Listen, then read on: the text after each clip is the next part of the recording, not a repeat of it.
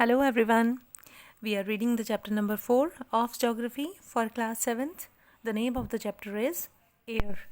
तो एयर जैसा कि हम सब जानते हैं कि जो एयर है उसके बिना हम सांस नहीं ले पाते, उसके बिना जो है एटमॉस्फेयर में कुछ भी संभव नहीं है.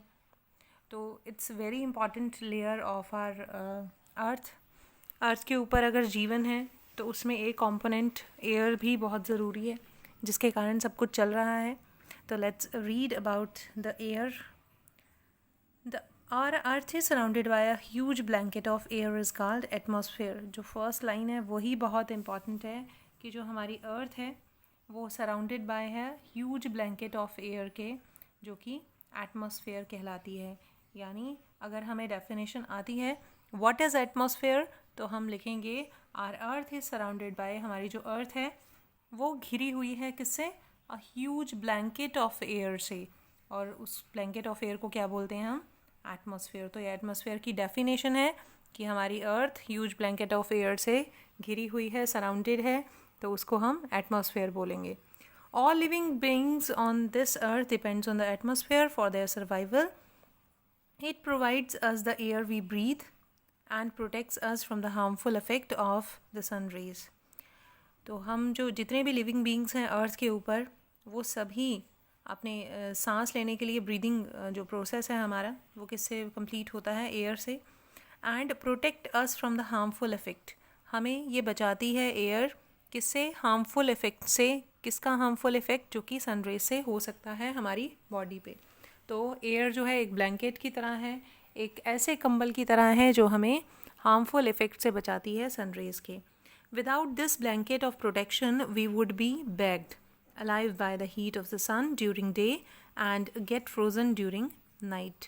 तो अगर ये ब्लैंकेट ना हो तो हम सन की हीट में बेक हो जाएं और क्या हो, हम ठंड में झुलस जाएं रात में. तो ये जो ब्लैंकेट है ये बहुत ज़रूरी है. ये एक लेयर है जो कि दिखती नहीं है बट इसका होना बहुत ज़रूरी है.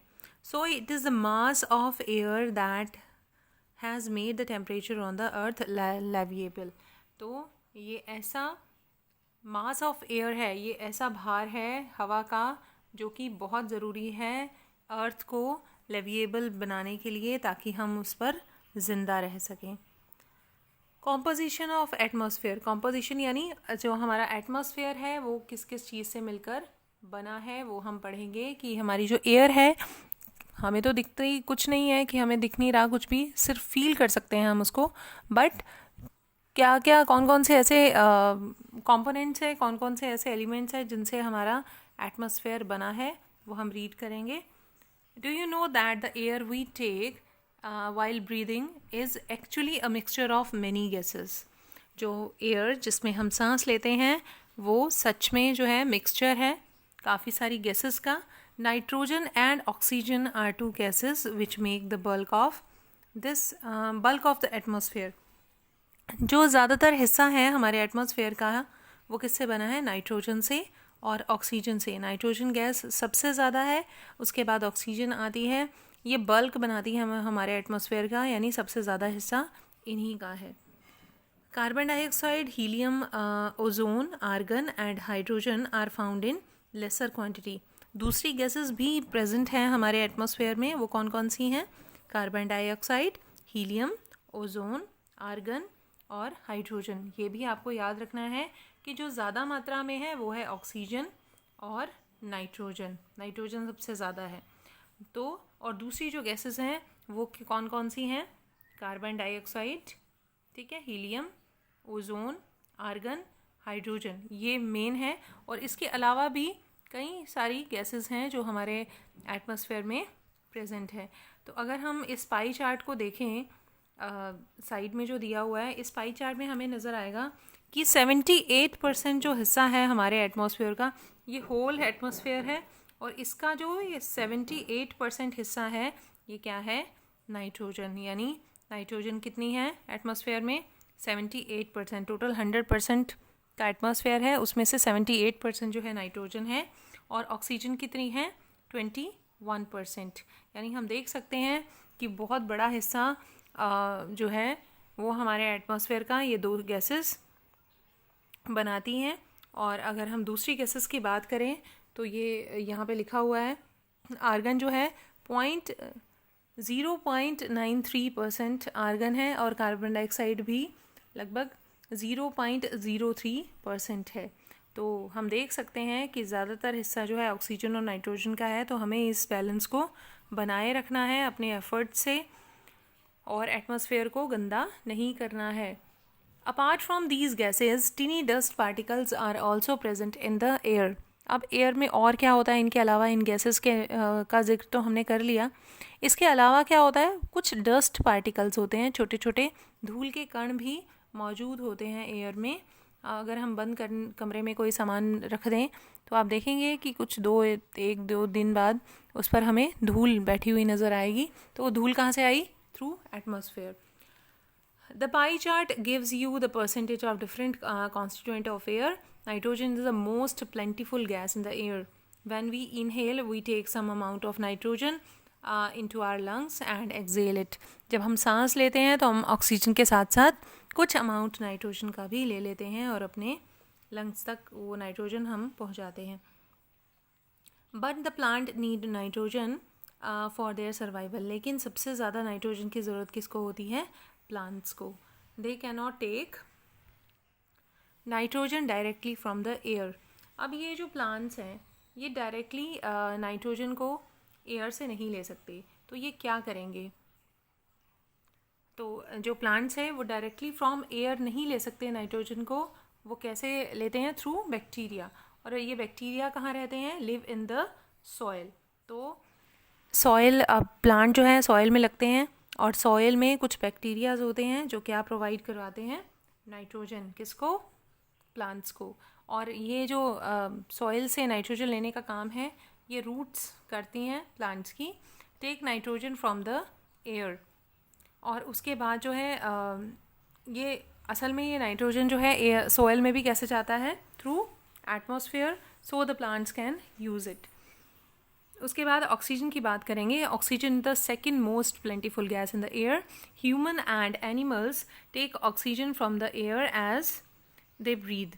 तो ह्यूमन और एनिमल जैसे सांस लेते हैं ऑक्सीजन को अपने अंदर इनहेल करते हैं। Green plants produce oxygen during the photosynthesis. आपने प्रोसेस पढ़ा होगा ये। फोटोसिंथेसिस क्या होता है? जो प्लांट्स जिस प्रोसेस से खाना बनाते हैं उसको फोटोसिंथेसिस बोलते हैं। और फोटोसिंथेसिस में ऑक्सीजन का बहुत बड़ा रोल है। तो ऑक्सीजन जो है छोड़ते हैं plants during photosynthesis. In way oxygen content in the air remains constant. We cut trees then this balance get disturb. लेकिन अगर हम ट्रीज़ को कट करते हैं तो ये बैलेंस कहीं ना कहीं हिलता है, ये बैलेंस इम्बैलेंस हो जाती हैं चीज़ें और हमारा जो ऑक्सीजन लेवल है वो घटता है इससे। तो हमें पेड़ों को नहीं काटना चाहिए। उसके बाद बात करेंगे कार्बन डाइऑक्साइड की। Carbon dioxide is another important gas. ये भी हमारे जो एटमॉस्फेयर है उसकी एक इम्पॉर्टेंट गैस है। Green plants use carbon dioxide to make their food and release oxygen. जिस तरह से हम ऑक्सीजन को इनहेल करते हैं, जो ग्रीन प्लांट्स होते हैं वो किसको इनहेल करते हैं? कार्बन डाइऑक्साइड को। दोबारा से मैं रीड कर रही हूँ उसको। Carbon dioxide is another important gas. Green plants use carbon dioxide to make their food and release oxygen. Oxygen वो छोड़ेंगे और इनहेल क्या करेंगे? Carbon dioxide. हम लोग क्या इनहेल करते हैं? ऑक्सीजन। और हम लोग क्या एटमॉस्फेयर में छोड़ते हैं? Carbon dioxide. तो human and animal release carbon dioxide. जितने भी लिविंग बीइंग्स हैं वो कार्बन डाइऑक्साइड को रिलीज़ करते हैं। तो the amount of carbon dioxide release by human and animals seems to be equal to the amount used by plant which make the perfect balance. तो ये अमाउंट जो है इक्वल होना चाहिए। कार्बन डाइऑक्साइड जितनी जो है ह्यूमन बीइंग्स और एनिमल्स ने रिलीज़ की है उतनी ही ऑक्सीजन जो है प्लांट्स के द्वारा रिलीज़ की जानी चाहिए, अदरवाइज़ इम्बैलेंस बनेगा हमारे एनवायरनमेंट में। द अमाउंट ऑफ ये हो गया। उसके बाद how ever the balance is upset by burning of fuels. लेकिन अगर हम कुछ ऐसे काम करते हैं जो हमारे एनवायरनमेंट के लिए हार्मफुल हैं, तो जिस तरह से बर्निंग का एग्जांपल लिया है यहाँ पर, कुछ भी हम ऐसा जलाते हैं जिससे कार्बन डाइऑक्साइड बहुत ज़्यादा मात्रा में रिलीज़ हो, तो हमारा जो बैलेंस है ये बिगड़ता है। such as coal and oil, they add billions tons of carbon dioxide into atmosphere each year. जितना भी फ्यूल है, हम अगर कोल जलाते हैं या ऑयल जलाते हैं तो उससे कार्बन डाइऑक्साइड रिलीज़ होता है, और कहता है कि billions of tons carbon dioxide into the atmosphere each year. तो ऐसा करके हम बहुत सारी कार्बन डाइऑक्साइड जो है वो एटमॉस्फेयर में रिलीज़ करते हैं हर साल। As a result, the increased volume of carbon dioxide is affecting the Earth's weather and climate. तो ऐसा करके हम अर्थ के वेदर और क्लाइमेट को अफेक्ट कर रहे हैं। तो इतने सारी ये न्यूज़ की कटिंग यहाँ पर है, और इसमें यही है कि कभी हमारे एनवायरनमेंट में जब बदलाव होते हैं, जब हम अपसेट करते हैं हम अपने एनवायरनमेंट को, तो हमें उसका खामियाजा भुगतना पड़ता है। कभी हमारा CO2 लेवल जो है बढ़ जाता है, कभी ग्लोबल वार्मिंग होती है। ये सारी चीज़ें क्यों होती है? क्योंकि हम अपने नेचर को इम्बैलेंस करते हैं। हम नेक्स्ट पार्ट में रीड करेंगे स्ट्रक्चर ऑफ एटमॉस्फेयर, यानी क्या क्या है, क्या पूरा एटमॉस्फेयर एक जैसा है या इसका स्ट्रक्चर बदलता है। Till then bye bye. Hopefully you have listen to me carefully.